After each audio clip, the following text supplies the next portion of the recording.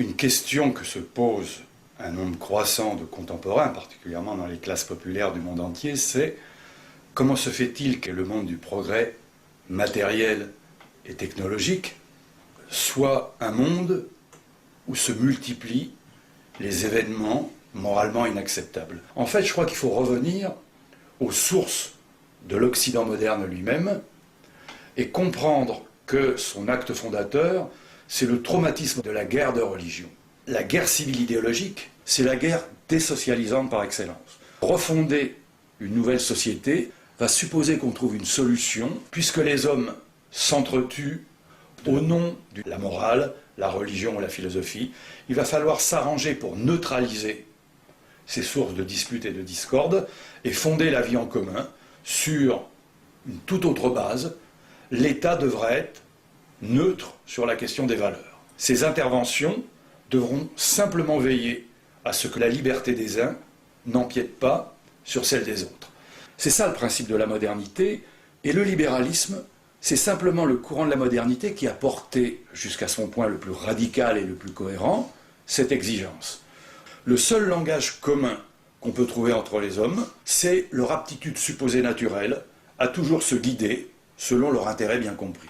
Quand il s'agit d'argent, tout le monde est de la même religion. Le commerce de tous avec tous permettra de mettre fin à la guerre de tous contre tous. Quand je dis que dans la solution libérale, la morale n'a plus sa place, c'est pas au sens où elle devrait être persécutée ou éliminée, c'est au sens où elle est privatisée. De même que les libéraux vont privatiser la distribution de l'eau, de l'électricité ou de l'enseignement, on va privatiser les valeurs morales. Chacun est toujours libre de dire « je trouve que le salaire des patrons du CAC 40 est indécent ». Est-ce bien? Est-ce mal? Est-ce que la manière dont on exploite les ressources de la planète correspond vraiment au bonheur de l'humanité? Toutes ces questions peuvent donner lieu à des colloques animés, au sens où chacun vient apporter sa conception privée de la chose. Mais ce qui est entendu, c'est qu'aucune des solutions privées, distrayantes et décoratives en tant que telles, ne doit servir de base à une politique. Pour ça d'ailleurs que les libéraux se présentent toujours comme les tenants d'un discours qui signe la fin des idéologies. Le grand problème, c'est qu'il doit y avoir régulièrement des élections et que tous les 5 ans, il faut déployer une rhétorique électorale pour que le chaland accepte de valider, sous une forme de gauche ou de droite, la poursuite du programme libéral. Donc c'est vrai que pendant les campagnes électorales, il est permis à des politiciens libéraux d'invoquer Dieu, d'invoquer la morale, d'invoquer l'écologie, de critiquer mai 68, tout est possible. Ce qui explique par exemple que le président Sarkozy peut dire qu'à titre privé, lorsqu'un ouvrier qui depuis 30 ans travaille dans une entreprise va se retrouver à la rue parce qu'un patron voyou aura cherché, dans le cadre de sa métaphysique de la rapacité, à gagner des profits indécents, il pourra dire, au moins devant les écrans de télévision, que d'un point de vue moral, sans doute il les comprend. Mais que, et là est sa grandeur et l'ampleur de son sens du sacrifice, il doit sacrifier la voie de sa conscience morale, qui n'est qu'une voie privée, mais quand on en revient aux choses sérieuses, quand le pouvoir est remis en place, il faudra que tout jugement moral soit mis entre parenthèses. Pour comprendre l'idée que la société libérale est une société axiologiquement neutre, c'est-à-dire qui ne se réfère à aucune valeur religieuse, morale ou philosophique commune, il y a un exemple très simple. Au nom de quoi la prostitution, dès lors qu'elle est librement consentie, ne serait pas un métier comme un autre? C'est intéressant de voir qu'en Allemagne, où la gauche a réussi à imposer l'idée que l'activité prostitutionnelle, comme on dit, est un métier comme un autre, des ouvrières allemandes se sont vues très naturellement proposer par la NPE allemande comme métier qu'elles devaient accepter, sinon elles perdaient leurs indemnités de chômage, celui d'hôtesse de chambre dans un Eurocenter. On est là, au bout d'une logique libérale, libérée de tous les tabous, puisque la prostitution est un métier comme un autre, comme électricien, comme boulanger, etc. L'éducation nationale ayant pour fonction première de former la jeunesse à tous les métiers possibles, je ne vois pas au nom de quoi l'éducation nationale ne prendrait pas en charge la construction de filières d'études de la prostitution, un master de prostitution, avec le corps enseignant adapté, les examens correspondants, le corps d'inspecteurs qu'il faut. Et puisqu'il y a une logique libérale, la réalité dépasse toujours la fiction. Depuis 2008, en Nouvelle-Zélande, le gouvernement est en train d'étudier la construction d'une filière d'études de prostitution, une licence de prostituée, une agrégation de prostituées, qui sera enseignée à l'université. Et d'ailleurs, pourquoi pas déjà au lycée, si c'est un métier comme un autre. Si je suis libre de vivre comme je l'entends, dès lors que je me prostitue volontairement et que je ne nuis à personne, de quel droit pourrait-on brimer ce droit fondamental de l'homme et de la femme et m'empêcher de vivre? C'est toujours au nom des droits de l'homme que les avancées du capitalisme ont lieu. L'idée que pour devenir un véritable citoyen du monde, il faudrait rompre radicalement avec tous les enracinements particuliers qui nous définissent au départ de la vie, l'attachement à des êtres, à un lieu, à un quartier, à une culture, à une langue, est au cœur du système libéral. Il est clair que le Dogon du Mali aura toujours plus de chances de comprendre le berger mongol qu'un cadre du FMI dont le seul horizon culturel, c'est la croissance illimitée dans un monde sans frontières. De ce point de vue, l'acte émancipateur pour le libéral, c'est la délocalisation. Au fond, il faudrait, pour que l'humanité ait une chance de devenir une véritable humanité, produire à la chaîne des Jacques Attali, transformer l'homme en être attalien, qui, comme il s'en vante en permanence, consume sa vie entre deux aéroports avec pour seule patrie un ordinateur portable. C'est un mode de vie hors sol, dans un monde sans frontières et de croissance illimitée, que la gauche valorise comme le sommet de l'esprit tolérant et ouvert, alors qu'il est simplement la façon typique de la classe dominante d'être coupée du peuple. Combien de kérosène coûte la réalisation d'un monde où chacun vivrait en nomade attalien? Et on a souvent parlé de gauche caviar, je me demande s'il ne faudrait mieux pas parler de gauche kérosène pour désigner ce que devient la nouvelle gauche. Ce nouveau type humain qu'on nous vend à longueur de journée, et qui est cette transformation de l'homme de gauche en nomade bouique perpétuel, en touriste politique, et qui vit sa dépense de kérosène comme sa grande contribution à l'avenir de l'humanité. L'universel, c'est le local, moi les murs. On n'accepte pas l'universel en détruisant le local et en délocalisant. C'est en abattant les murs qui séparent les cultures locales. Et de ce point de vue, on comprend la mise en garde de Rousseau quand il vous disait « Défiez-vous de ces cosmopolites qui vont chercher au loin des devoirs qu'ils dédaignent d'accomplir autour d'eux. Tel philosophe se flatte d'aimer les Tartares pour être dispensé d'aimer ses voisins. » Je pense que Rousseau a décrit là quelque chose de fondamental de la mentalité libérale, et notamment de la mentalité des libéraux de gauche et d'extrême gauche. Quelle est la différence de nos jours entre un homme de gauche et un homme de droite sur le plan de la politique? C'est que l'homme de gauche est rallié à l'économie de marché, vaguement régulée, et que sa différence électorale, il la jouera sur la légalisation des drogues, le mariage homosexuel, ou tel problème sociétal qui feront le plus grand plaisir des bobos du monde entier, des classes urbaines, sans dire d'ailleurs un mot en général de ces paysans qui composent presque la moitié de la planète et qui sont le grand absent de tous les programmes de la gauche moderne. Quand on pense que deux des principales institutions du capitalisme international sont dirigées par deux socialistes français, Strauss-Kahn et Pascal Lamy, on peut mesurer l'ampleur du drame, et c'est une des raisons aussi qui explique que dans ce monde qui devient indécent, les forces qui devraient se faire entendre pour critiquer ce monde sont tragiquement muettes. Nous avons une gauche maintenant qui, sur le plan de sa philosophie fondamentale, s'est ralliée à cette solution libérale et moderne qu'a formulée une fois pour toutes ce grand penseur commun à la gauche et à la droite qu'était George Bush. La croissance n'est pas le problème, elle est la solution. Relançons la croissance et nous pourrons rentrer alors dans le meilleur des mondes. Or, la croissance est le problème. Quelqu'un qui a fait un peu de philosophie aura envie de dire la croissance de quoi ? C'est-à-dire que quand je m'amuse avec mes élèves à leur poser la question « Êtes-vous pour l'augmentation de ?»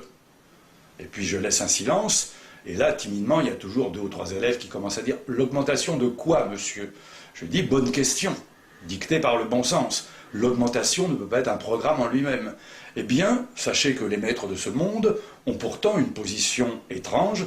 Pour eux, la croissance, synonyme de l'augmentation indéfinie, est une philosophie à part entière. Cette croissance incorpore les choses les plus diverses. Le pétrolier qui s'échoue sur les plages de Bretagne ou d'Espagne, l'usine qui saute en Inde, les progrès de la délinquance, tout ce qui produit de la valeur ajoutée engendre de la croissance et est donc bon pour l'humanité. Si 40 000 voitures flambent chaque année en France, à titre privé, n'importe quel libéral comprendra que le pauvre ouvrier qui ne peut plus se rendre à son travail subit là un préjudice particulier, mais placé à l'échelle de la croissance et de la relance de l'industrie automobile que ces incendies occasionnent, on peut simplement regretter qu'il ne brûle que 40 000 voitures par an.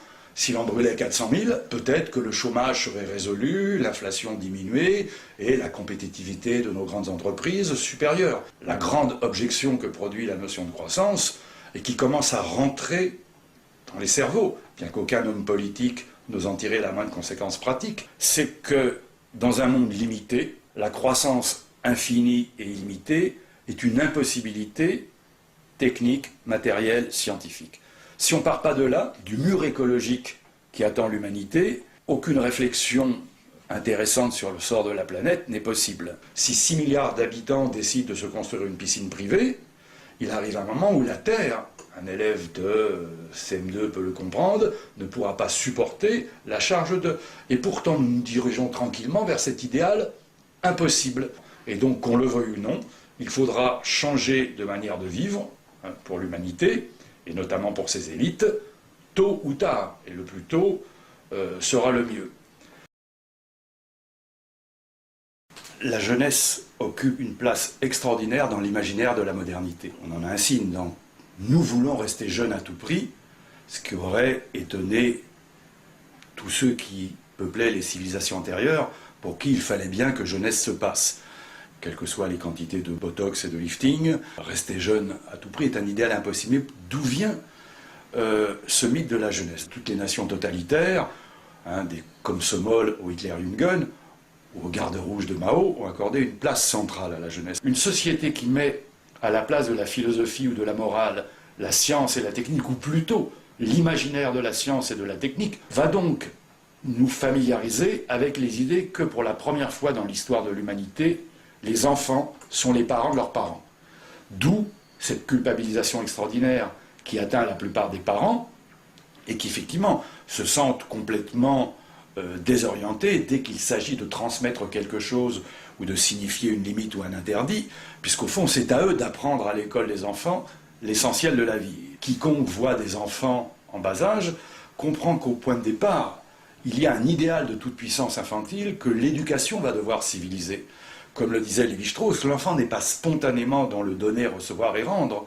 Lui apprendre, dit Lévi-Strauss, à attendre son tour, à passer après le frère, après la sœur. Et c'est d'ailleurs pourquoi les enfants uniques ont une facilité plus grande à s'intégrer dans les mécanismes de la modernité et du marché, et pourquoi la Chine, civilisation peuplée désormais d'enfants uniques, au moins dans les zones urbaines, s'intègre dans le capitalisme avec une si grande facilité. Éduquer l'enfant, c'est donc aller au rebours de sa nature, c'est lui apprendre à savoir donner, à savoir recevoir, à savoir rendre, et pas à devenir un tapeur ou un futur exploiteur. Or, chacun voit bien que les principes de l'éducation libérale, c'est le contraire. Émerveillé devant l'égoïsme de ce petit tube digestif sonore qui s'agite au départ, le parent moderne, notamment quand il est de gauche, il retrouve le miroir des valeurs que le libéralisme lui enseigne, et sa seule pédagogie est de mettre l'enfant au centre de tous les processus et de le laisser s'exprimer, alors que je dois précisément lui apprendre à devenir humain, c'est-à-dire à civiliser sa volonté de puissance infantile, faute de quoi il deviendra un de ces êtres égoïstes et égocentriques qui fournissent les élites du monde actuel. Il faut comprendre que le projet libéral fonctionne en produisant un type d'homme nouveau, qui est au fond un homme qui resterait en enfance, qui ne grandirait jamais, un adolescent, et qui explique aussi d'ailleurs cette prolifération des experts.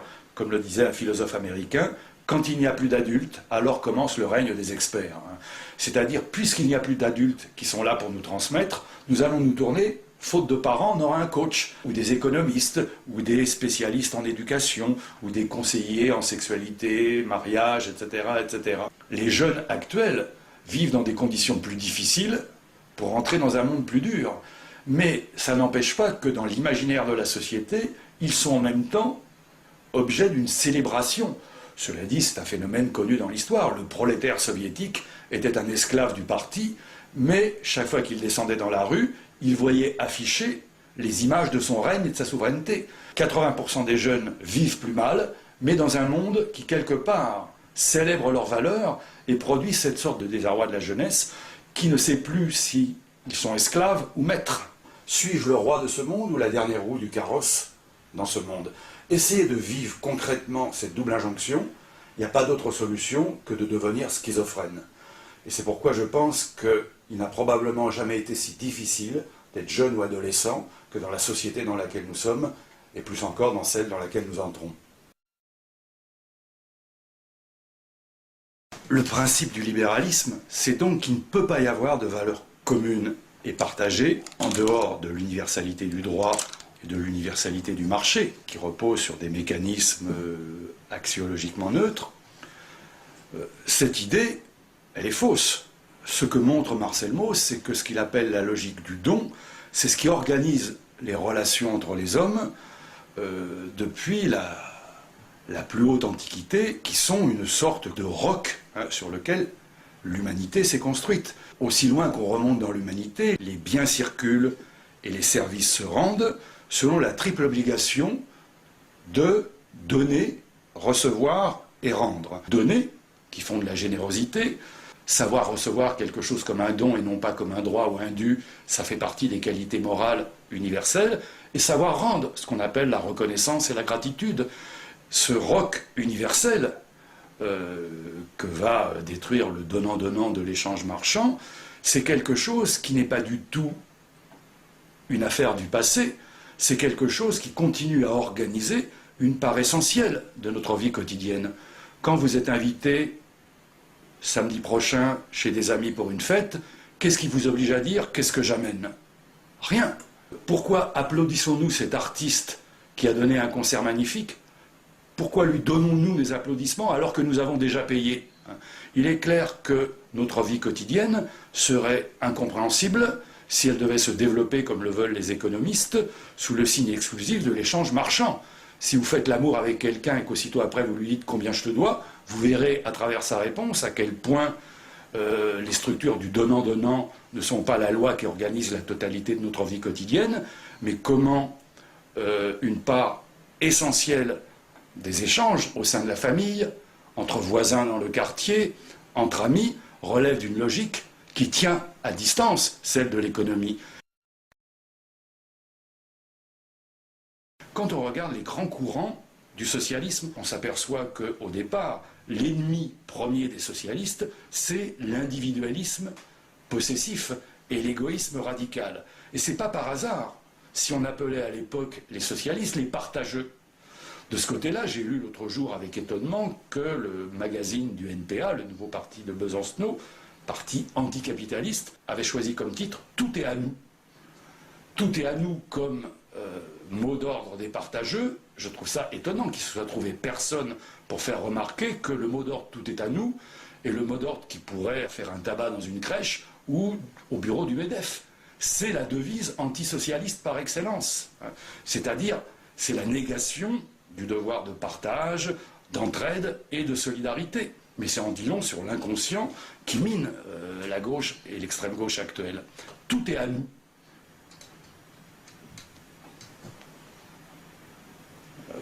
C'est confondant.